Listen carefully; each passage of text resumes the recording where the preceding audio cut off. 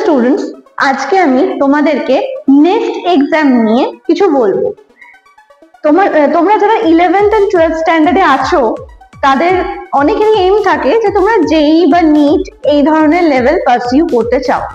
জেই দিয়ে অনেকে যারা ইঞ্জিনিয়ারিং লাইনে যেতে চায় তারা নিট, বেসিক্যালি নিটের জন্য প্রিপেয়ার হচ্ছে, তারা ডাক্তারি পড়তে চায়।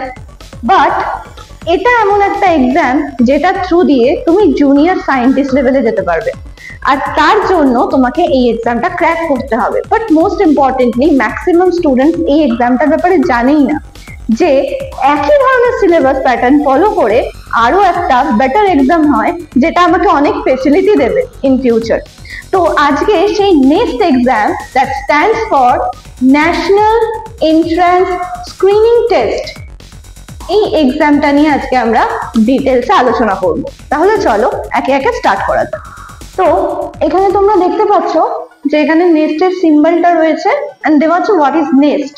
The National Entrance Screening Test is an annual college entrance examination in India that serves as the entry point for students who wish to pursue a future in scientific research. তার মানে আগেও তোমাদের বললাম যে জুনিয়র সায়েন্টিস্ট লেভেলে যারা যেতে চাও তাদের জন্য এই এক্সামটা বেস্ট।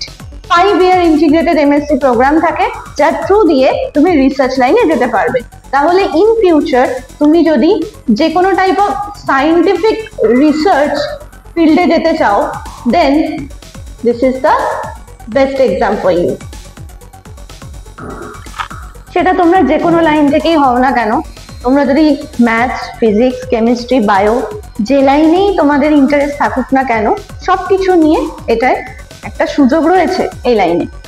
তাহলে চলো আরো ডিটেলসে বলি কোন কোন কলেজে চান্সেস রয়েছে, কি কি এর ফেসিলিটিস। আচ্ছা, এখানে দেখতেই পাচ্ছ লেখা রয়েছে ফিউচার অফ নেক্সট, মানে নেক্সট এক্সাম দিলে তোমরা ইন ফিউচার কোন কোন লাইনে যেতে পারো তার এখানে একটা ডিটেলস দেওয়া আছে। দেখতে পাচ্ছ কোন কোন প্রোগ্রাম তোমরা করতে পারো। Integrated MSc program, MSc in medical and radiological physics, integrated MSc course plus PhD and PhD program as well। মানে তোমরা ম্যাথস, ফিজিক্স, কেমিস্ট্রি, বায়ো যে স্ট্রিমেই পছন্দ করো না কেন, দ্যাট ইজ ইওর চয়েস, তুমি সেই লাইনে রিসার্চ করতে পারো, ঠিক আছে।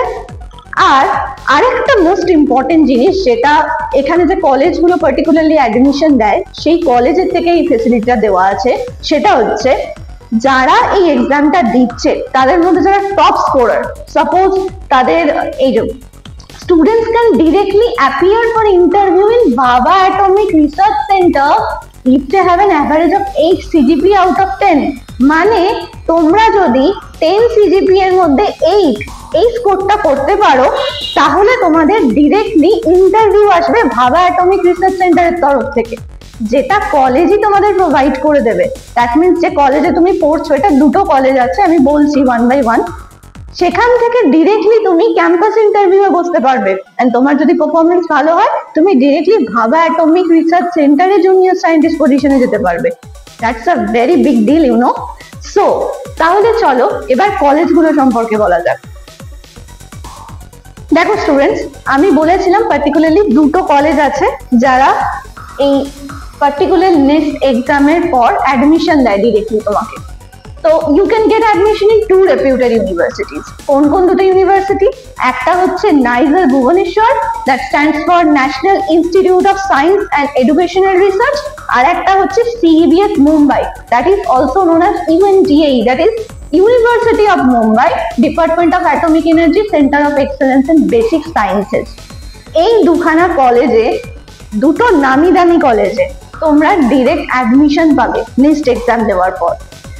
ওকে, তো এই দুটো কলেজে আর কি কি ফেসিলিটিস আছে, কার জন্য কটা সিট আছে, এবার সেগুলোও তোমাদের জানাবো।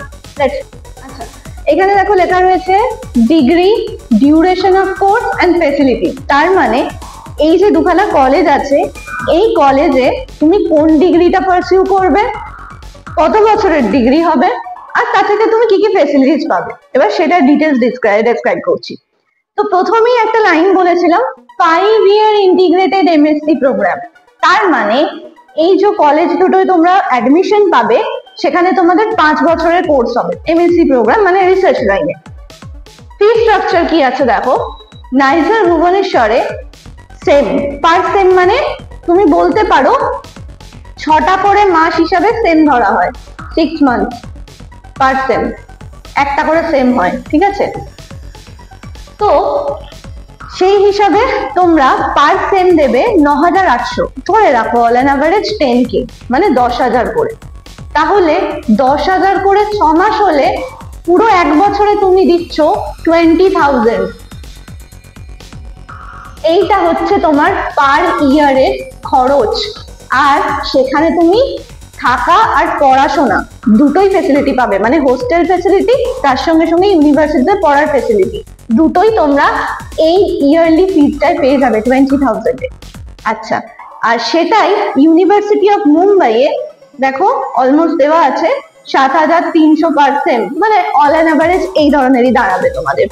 তো বুঝতেই পারছো মাত্র বছরে 20,000 টাকার কাছাকাছি খরচ করে তোমরা এই দুটো নামি দামি কলেজে থেকে পড়াশোনা করতে পারবে।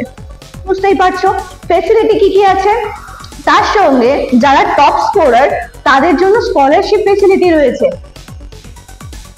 60,000 scholarship for top scorer under Disha program from government of atomic energy. মানে পার্টিকুলারলি দিশা প্রোগ্রামটা তাদের জন্য হয় যারা কোনো না কোনো ডিগ্রি পারসিউ করছে এবং সেটা গভর্নমেন্টের তরফ থেকেই প্রোভাইড করা হয়। এখানে যেহেতু এটা তোমার রিসার্চ লাইনে যাবে আর পার্টিকুলারলি এটা সব থেকে বেশি জোর দেয়, মানে 5 ইয়ার্স এমএসসি প্রোগ্রাম যেহেতু, particularly government of atomic energy এর তরফ থেকে দিশা প্রোগ্রামের আন্ডারে 60,000 স্কলারশিপ টপ স্কোরারদের প্রোভাইড করা হবে। তার সাথে ওদের একটা সামার ইন্টার্নশিপ হয়, যে সামার ইন্টার্নশিপ প্রোগ্রামে ওরা 20,000 গ্রান্ট করে দেবে পার অ্যানাম, ঠিক আছে। তার মানে অল ওভার তোমরা 80K বলতে পারো কাছাকাছি ওদের কাছ থেকেই পাবে পড়াশোনার পাশাপাশি। তার মানে এই টাকাটা থেকে তুমি চাইলে নিজের মানে ফিজটাও অনেকটা সাবমিট করে দিতে পারবে। তাহলে বুঝতেই পারছো এই দুটো কলেজে অ্যাডমিশন নেওয়ার জন্য তুমি কত রকম ফেসিলিটি পাচ্ছ। এত কম খরচে, ইয়ারলি কম খরচে পড়তে পারবে, অ্যাজ ওয়েল অ্যাজ তুমি যদি টপ স্কোরার হও তাহলে তুমি 80,000 টাকা ওদের তরফ থেকেই পড়াশোনার জন্য পাবে। তাহলে অটোমেটিক্যালি এখানে একটা ব্রাইট কেরিয়ার অর ফিউচার যাই বলো না কেন ওয়েট করে আছে তোমাদের জন্য। So don't worry about it, just be prepared. আচ্ছা, এরপরের যে পোর্শনটা সেখানে তোমরা দেখতে পাচ্ছ লেখা রয়েছে seats and how many students can appear for the exam. মোট কথা নাইজার আর সিবিএস এই দুখানা কলেজ এবং তাতে পার ক্যাটাগরিতে কটা করে সিটস রয়েছে সেটা এখানে একটা অল অ্যান অ্যাভারেজ দেওয়া আছে, অ্যাজ ওয়েল অ্যাজ কতজন স্টুডেন্ট অ্যাপিয়ার করতে পারে। যদিও যখন ফার্স্ট স্টার্ট হয়েছিল অ্যাপিয়ারিং স্টুডেন্টের নাম্বার এটার থেকে অনেক বেশি ছিল, আগে মোটামুটি 70,000-এর কাছাকাছি স্টুডেন্ট এক্সামটা দিয়ে স্টার্ট করেছিল, বাট এখন সেটা কমতে কমতে 40,000, 30,000, 25,000-এ গিয়ে দাঁড়িয়েছে। 25,000 স্টুডেন্টস লাস্ট অ্যাপিয়ার করেছিল। তাহলে বুঝতেই পারছো 25,000-এর মধ্যে যদি জায়গা বানাতে হয় তার মানে কম্পিটিশন আগের থেকে একটু হলেও কমেছে, তাহলে তোমাদের সেখানে কাজ করাই উচিত। আচ্ছা দেখো, নাইজারে ওভারঅল জেনারেলের জন্য 101 সিটস, ওবিসি এনসিএল এদের জন্য 54 সিটস, এসসি এসটি 30টা করে 15টা করে সিট, ওভারঅল 200 সিটস, ঠিক আছে। এই সিটস গুলো নাইজারের তরফ থেকে, আর সিবিএস এর টোটাল সিট হচ্ছে 57 উইথ অল ক্যাটাগরিজ। এই ক্যালকুলেশনটা তোমরা দেখে নাও, তার সাথে সাথে চাইলে স্ক্রিনশট নিয়ে রাখো যে এখানে নাইজারের তরফ থেকে কটা সিট আছে অ্যাভেলেবেল আর সিবিএস এর তরফ থেকে কটা সিট আছে অ্যাভেলেবেল। তাহলে তোমরা বুঝে যাবে যে তোমাদের কোন লেভেলে প্রিপেয়ার্ড হতে হবে। আচ্ছা, আর লাস্ট যেহেতু 25,000 স্টুডেন্ট অ্যাপিয়ার করেছিল, এবছর ধরো আরো কিছুটা হলেও নাম্বার কমবে অ্যাপিয়ারিং স্টুডেন্টস এর, তো সেখানে নিজেদেরকে সেইভাবে প্রিপেয়ার করো যাতে এদের মধ্যে জায়গা বানাতে হয়। ওকে ওকে, তো এরপর যেটা নিয়ে ডিসকাশন করব সেটা হচ্ছে এলিজিবিলিটি ক্রাইটেরিয়া, মানে কারা কারা এই এক্সামটা দিতে পারবে, who are eligible for this exam. There is no age limit for appearing in this exam. এই কথাটা কেন বললো সেটা পরের লাইনে আরো ডিটেলস ক্লিয়ার হয়ে যাবে। Candidates who have cleared 12th standard exam in 2023 and 2024, that means double dropper batch, 2023 বা 24-এ যারা 12th standard অলরেডি দিয়ে দিয়েছে বা অ্যাপিয়ার করেছে তারা or those who will appear for the same in 2025 বা 2025 যারা 12th দেবে সেই তারা irrespective of age and category, কোন রকম এজ বা ক্যাটাগরির লিমিটেশন নেই। তার মানে 2023 বা 24 ব্যাচের যারা অলরেডি দিয়ে দিয়েছে তারাও অ্যাপিয়ার করতে পারবে, মানে ডাবল ড্রপার ব্যাচ। তার সঙ্গে 2025 যারা 12th দেবে তারাও অ্যাপিয়ার হতে পারবে নেক্সট এক্সামের জন্য, তারা সবাই এলিজিবল। ঠিক আছে, তার সাথে এবার দেখে নাও তোমাদের মার্কস কত থাকতে হবে এটার জন্য। 60% marks in class 12 from any recognized board of India। ঠিক আছে, তুমি সিবিএসই হও, আইসিএসই হও, ওয়েস্ট বেঙ্গল বোর্ড হও, যে কোনো বোর্ডের হও, ক্লাস 12 এ তোমার 60% মার্কস এগ্রিগেট থাকতে হবে। জেনারেল ক্যাটাগরি হলে, জেনারেল ক্যাটাগরি স্টুডেন্টের জন্য 60% মার্কস এগ্রিগেট থাকতেই হবে।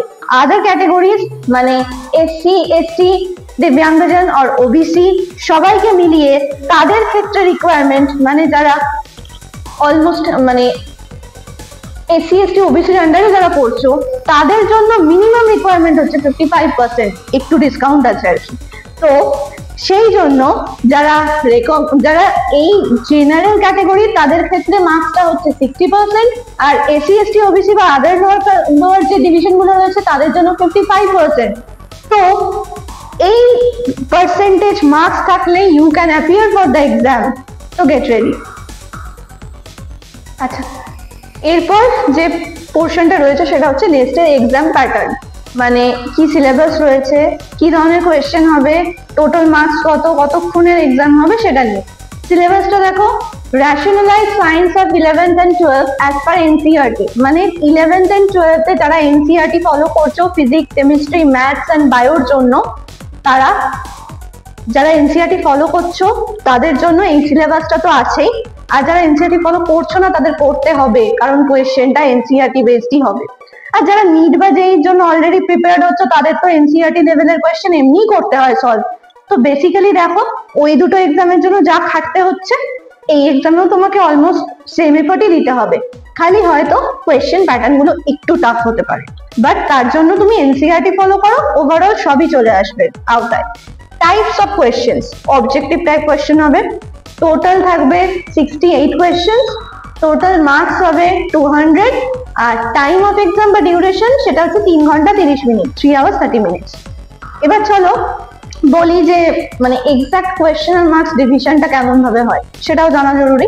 চলো, আচ্ছা, নেক্সট এক্সাম প্যাটার্ন আমি যেটা অলরেডি বললাম যে ফিজিক্স, কেমিস্ট্রি, ম্যাথস, বায়ো এগুলোর উপর এনসিইআরটি বেস কোয়েশ্চেন থাকে। এবার প্রত্যেকটা 200 টোটাল মার্কস বলেছিলাম, দেখো প্রত্যেকটা মানে সাবজেক্ট মানে ফিজিক্স, কেমিস্ট্রি, ম্যাথস, বায়ো পার সাবজেক্ট তোমার টোটাল মার্কস হচ্ছে 50 করে, টোটাল হয় 4 5 20, 200 মার্কস টোটাল। ঠিক আছে, এবার দেখো কি প্যাটার্নের কোয়েশ্চেন হয়, এমসিকিউ আর MSQ, multiple choice question and multiple selective type of question, এই ধরনের কোয়েশ্চেন থাকবে। তো মাল্টিপল চয়েস কোয়েশ্চেন 12টা থাকে আর প্রত্যেকটার মার্কস 2.5 করে। এর ক্ষেত্রে নেগেটিভ মার্কিং থাকে, এমসিকিউ এর 1 মার্কস করে নেগেটিভ হয়। আর multiple selective option type of যে কোয়েশ্চেন গুলো থাকে সেটা থাকে নম্বরে 5টা করে, মার্কস থাকে 4, আর এটায় কোনো নীল, দ্যাট মিনস কোনো নেগেটিভ মার্কিং নেই, তার মানে এইগুলোর আন্ডারে তুমি কিছু ভুল করলেও তোমার নেগেটিভ মার্কিং হবে না। ঠিক আছে, বাট এমসিকিউ এর আন্ডারে ভুল করলে কিন্তু নেগেটিভ মার্কিং আছে 1 করে। ঠিক আছে, তাহলে বেসিক্যালি কি বললাম, এমসিকিউ থাকে 12টা করে, মার্কস হচ্ছে 2.5, দ্যাট স্ট্যান্ডস 30। ওকে, আর এমএসকিউ আর মাল্টিপল সিলেক্টিভ অপশন টাইপ যে কোয়েশ্চেন গুলো থাকে সেটার মার্কস থাকে 4টে করে, 4 মার্কস করে, তার মানে 5 into 4 দ্যাট ইজ 20, সো 30 + 20 = 50। ঠিক আছে, বোঝাতে পারলাম ডিভিশনটা? এটা প্রত্যেকটা মানে সাবজেক্টের জন্য সেম, কেমিস্ট্রি, ম্যাথস, বায়ো যাই বলি না কেন সবার কার দেখো সেম প্যাটার্ন ফলো করা আছে, আর প্রত্যেকের ক্ষেত্রে এই ডিভিশনটা এই যে 30 + 20 প্রত্যেকের ক্ষেত্রে একই ডিভিশন, আর এটা অল ওভার 200 মার্কসের কোয়েশ্চেন পেপার। ঠিক আছে, আচ্ছা, প্রিভিয়াস ইয়ার যারা এক্সামে বসেছিল তার বেসিসে একটা অ্যাপ্রক্সিমেট কাট অফ তোমাদের দেওয়া আছে পার সাবজেক্টের। ফিজিক্সে তার মানে তোমাকে টার্গেট রেখে চলতে হবে, আউট অফ 50 তোমাকে 28 বা তার অ্যাভাব স্কোর রাখতে হবে। কেমিস্ট্রির ক্ষেত্রে সেটা 41 অর অ্যাবাভ, বায়োর ক্ষেত্রে সেটা 46 অর অ্যাবাভ, ম্যাথমেটিক্স এর ক্ষেত্রে সেটা 32 অর অ্যাবাভ। এবার বলি কাট অফ কিভাবে ফিক্সড হয়। টপ 1 থেকে 100 এর মধ্যে যারা র্যাঙ্কার্স মানে টপ র্যাঙ্কার্স যারা, তাদের মার্কস গুলোকে অ্যাভারেজ করা হয়, করে ওভারঅল ঠিক করা হয় যে কাট অফ কত হবে। ঠিক আছে, ধরো ওই রকম 100 স্টুডেন্টস এর তোমার কাট অফ বেরিয়েছে, মানে মোটামুটি অ্যাভারেজ মার্কস বেরিয়েছে 42। ঠিক আছে, যে কোনো সাপোজ ফিজিক্সে বেরিয়েছে, তাহলে 42টা হবে তোমার এস্টিমেটেড কাট অফ মার্কস। ঠিক আছে, তার সঙ্গে শুধু এই মার্কসটাই তোমাকে রাখতে হবে তাই নয়, মানে এটাকে হচ্ছে মিনিমাম কাট অফ যেটাকে আমরা বললাম আর কি 42।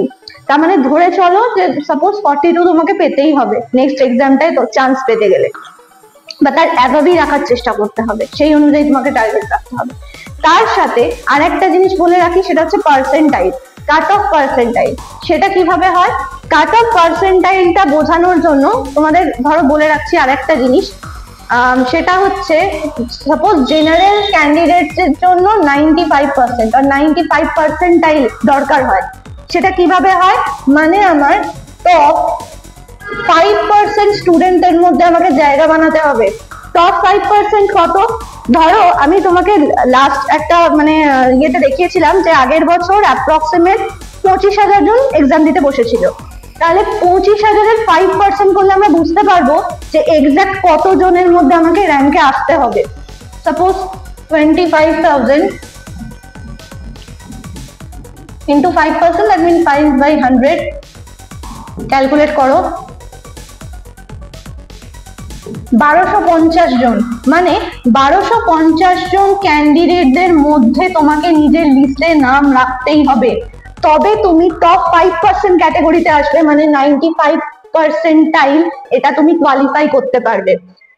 তার মানে তোমাকে দুটো জিনিস মাথায় রেখে চলতে হবে, একটা হচ্ছে আমার মিনিমাম কাট অফ মার্কসটা তার উপরেই আমাকে থাকতে হবে, তার নিচে থাকলে হারগিস হবে না। তার সঙ্গে সঙ্গে 95 পার্সেন্টাইল ফর জেনারেল ক্যান্ডিডেটস, তার মানে টপ 5% লিস্টে আমাকে থাকতে হবে। টপ 5% মানে আগের বছরের হিসাব অনুযায়ী সেটা 1250 জন ক্যান্ডিডেটদের মধ্যে আমাকে র্যাঙ্কটা রাখতে হবে, মানে আমার র্যাঙ্ক থাকবে 1 to 1000 এর মধ্যে মিনিমাম, তবে আমার একটা চান্স আছে।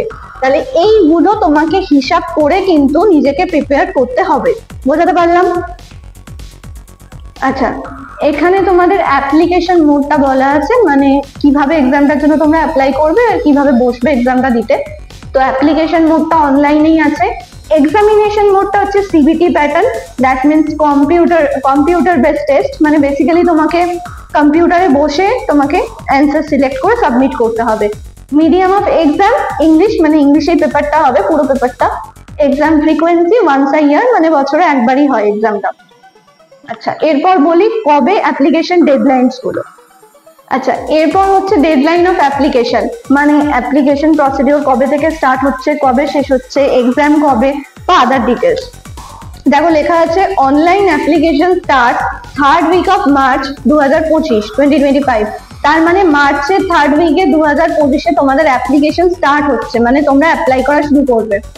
অনলাইন অ্যাপ্লিকেশন ক্লোজেস, কবে বন্ধ হচ্ছে অ্যাপ্লিকেশন ডেডলাইন কবে, 4th উইক অফ মে মাসের 4th উইকে, অলমোস্ট লাস্টের দিকে মাসের 2025-এ।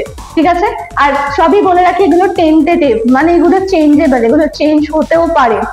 ঠিক আছে, admit card publication, admit card কবে পাবলিশ হয়, 3rd উইক অফ জুন 2025 এর 3rd উইক অফ জুনের 3rd উইকে অ্যাডমিট কার্ড বেরিয়ে যায়। তার মানে দেখো মোটামুটি তোমরা মার্চ থেকে মে এর মধ্যে অ্যাপ্লিকেশন সাবমিট করছো,